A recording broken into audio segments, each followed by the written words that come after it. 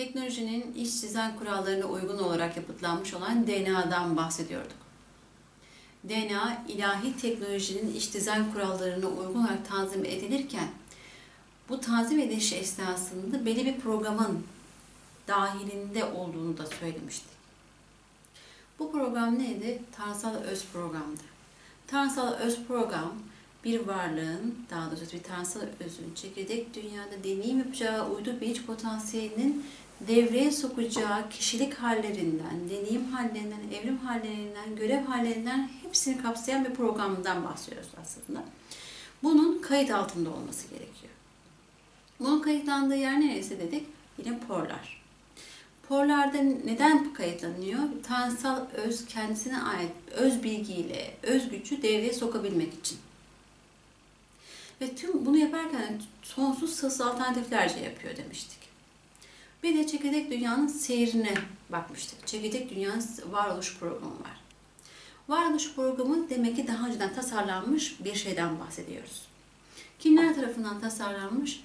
Yine tanrısal özler tarafından müşterek bir programın icabları doğrultusunda tasarlanmış. Çekirdek dünyası seyir programı bu şekilde. Ama bunun bir de kayıt altına alınma durumu var. Bunu nerede yapmışlar?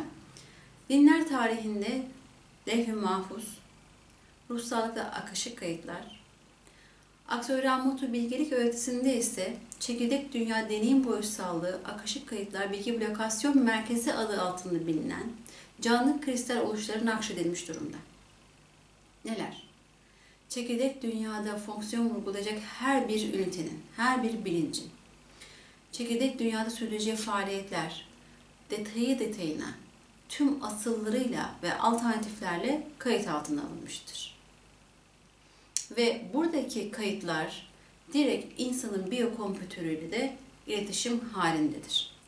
Bakınız diyorum ki bir tane boyut var, levh-i mahfuz ki dinler tarihinde direkt karşılaştığımızda saklı levha. Ama bir yere saklanmış anlamında değil. Manevi bir levhadan bahsediyor. Her şeyin kayıtlı olduğu, yazılı olduğu bir ortamdan bahsediyor aslında. Bu ortamın her şeyi kayıt altına aldığını, neye ne kadar, rüzgarın esmesinde, rüzgar eserken ki o bir yaprağın esiş şiddetine göre yer değiştirmesi, koordinatlarını değiştirmesi, yere konma süresi, yerden kalkma süresi, nefes alış ve nefes verişlerimiz, elimizi sağımıza solumuza koymamız vesaire gibi tüm her şey en ince ayrıntısına kadar aklımızın alabileceği, almayabileceği her türlü hadise kayıt altına alınmış alternatifleri birlikte. Ve bu tüm çekirdek dünyanın varoluşundan çekirdek dünyanın yaratılış programının, yaratılış seyrinin tamamını kapsıyor. Yani ana hasadın tamamını kapsayan bir süreçten bahsediyorum. Bu kayıtlar. Ve diyorum ki levh-i mahfuzdaki olan kayıtlar aynı zamanda insanın biyokompütöründe de iletişim halinde. Neden? Şimdi ben kendi varlığımdan ele alacağım. Eylem denilen bilinç potansiyelinin kullanmış olduğu bir kompütör var. Ve bu kişinin çekirdek dünyada sürdürdüğü bir yaşam var.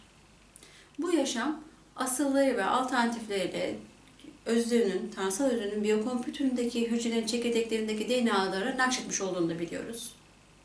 Sadece bu uzay zaman dönemindeki yaşamını kaydediyoruz. Eylem denilen kişiliğin tüm alternatifleriyle. Eylem denilen bu varlık, çekirdek dünyada karşılaşmış olduğu obje, suje ve hadiselere vermiş olduğu tepkiler neticesinde biyokompütöründe programlanmış, kayıt altına alınmış, şifrelenmiş haldeki duyarlılıkları açığa çıkartıp kayıt altına aldığı oranda bir kişilik hali. Önce yersel adaptasyon kişiliği, sonra göksel kişiliğin ortaya çıkarabileceğini biliyoruz. Ve göksel kişiliğin ortaya çıktıktan sonra onun ilk başta yüksek benliği, sonra tanrısal benliğin tecelli edebilme potansiyeli olduğunu da biliyoruz. Bunların hepsi bir program dahilinde çekirdek dünyaya bedenlendikten, yani anne karnına düştükten, zigot halinden ta ki beden terki yapacağı süreye kadar kayıt altında alınmış diyoruz. Bu sadece bir ömür denilen kesit. Alalım bu kesitteki, biyokompütürdeki tüm kayıtları alalım. Aynısını nerede bulabiliriz? O levh-i mahfuz denilen kayıtlar bütünselliğinde. Bakın demin size dedim ki Aksoy Rahmatu Bilgelik Öğretisi'nde Çekirdek Dünya Deneyim Boyutsallığı Akışık Kayıt Bilgi Blokasyon Merkezi. Biz bunu daha da açıyoruz. Çekirdek Dünya Deneyim Boyutsallığı yanına Çekirdek Dünya Evrim Boyutsallığı, Çekirdek Dünya Görev Boyutsallığı, Akışık Kayıt diye ekliyoruz tekrar. Bilgi, parantez içerisinde, parantez değil, virgül, enerji blokasyon merkezi. Şimdi konuyu biraz daha detaylandırmamız gerekiyor. İnsan beyninde ne var dedik? DNA'larda programlar var. Bu programlarda ne var? Bilgi var, özayet bilgi var, özayet güç var, yani enerji var. Bilgi açığa çıkınca enerjiyle birlikte kullanmıyor mu öz? Deneyim uydusunun üzerinde kullanıyor. Levh-i mahfuza geçtiğimizde, yani akışık kayıt bilgi blokasyon merkezine geçtiğimizde ne oluyor? Özayet yine orada bir bilgi var. Ve özayette enerji var. Doğru mu? Yani başka birisi oraya zaten program veremez.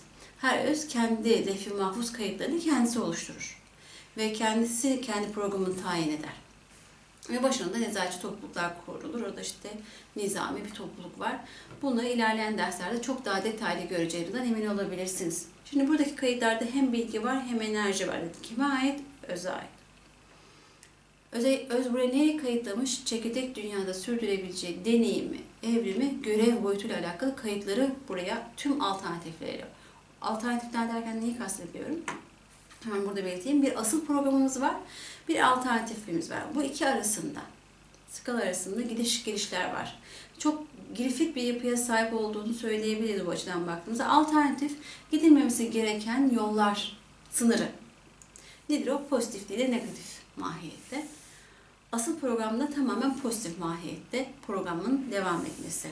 Varlık bu ikisi arasında gidip gelme hakkına sahip. Doğal olarak çekirdek dünya özgürce seçim yapıldığı bir boyutsallıktır, değil mi?